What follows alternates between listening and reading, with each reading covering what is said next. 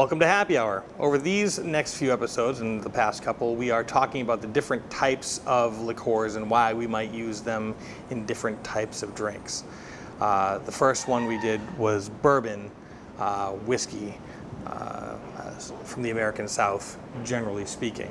There are a couple of other types of whiskey that I think are worthy of talking about and worthy of discussion as to what type you would use in a certain type of drink.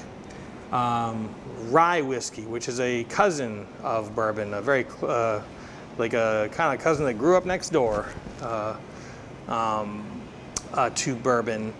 Very similar process, except that the rye generally uses rye and corn, which also, like whiskey, does use corn, but you're not using barley or any of these other sweeter grains. So as a result, rye whiskey tends to be a lot more dry, which as a result means I tend to buy it a lot more personally because I like drier whiskeys. Now, if you want a really dry whiskey, Bullet Rye, it's the one with the green. You've probably seen it. You've probably seen the orange label. This is bourbon. This is a totally solid, high quality mass market bourbon of a reasonable price point that tastes very, very good. Very down the middle, like I said, very dry. Not a ton of characteristics to it, and certainly not a lot of sweetness. Now, if I really wanted to make a drink that for me was balanced and not too sweet, I would look at George Dickel Rye. We've talked about this quite a bit on this program. Why do I like George Dickel? Well, it's smooth sipping, as it says right on the bottle, but additionally, it's very spicy. So when you put it in the context of like a Sazerac cocktail, we also have like Sazerac Rye as well. That's going to be, as a rye, a little bit sweeter than the George Dickel. George Dickel is nice and dry and spicy, so that really cuts through the sweetness. Because when you're doing a drink like an old fashioned or a Sazerac, you have a couple of other elements that provide sweetness. So I would want to use something a little more on the dry side. And in whiskey in general, ryes are going to be on the drier side. Drier meaning less sweet than bourbon.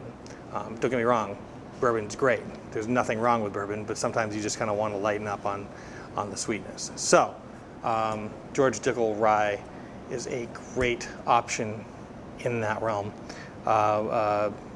Just to you can mix it in a drink, or you can put it in the glass and sip it with some rocks. Either way, this is one of those that fits, like I said last show, like in that channel between call and top shelf, and it's really it's solid all the way around.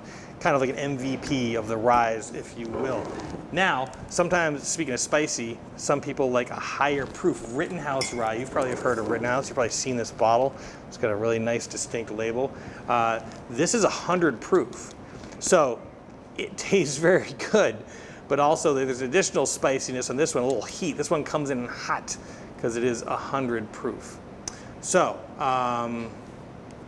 if you're looking to really kind of spice your drink up. Now, I wouldn't recommend drinking, this, like I said, it's 100 proof. So it's a very strong, some people will say barrel strength is a word you'll hear.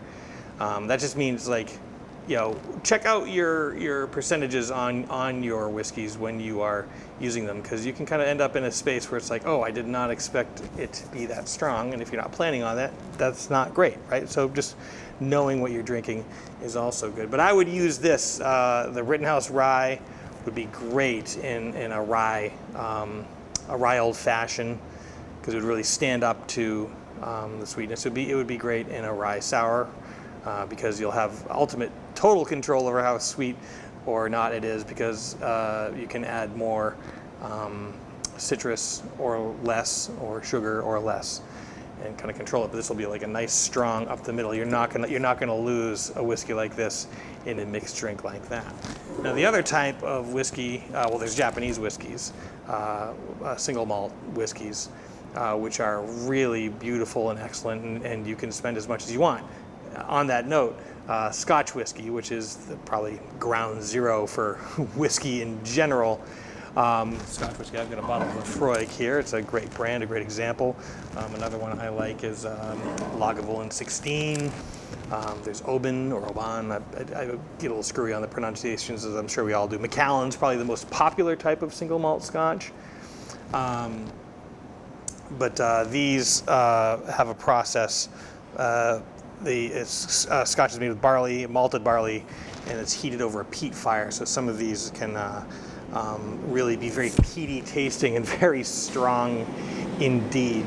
And I wouldn't recommend, I won't get into Scotch too much because I wouldn't recommend blending Scotch with anything except for maybe water / ice. It's such a complex drink that as it is, spirit as it is, I wouldn't mix with anything.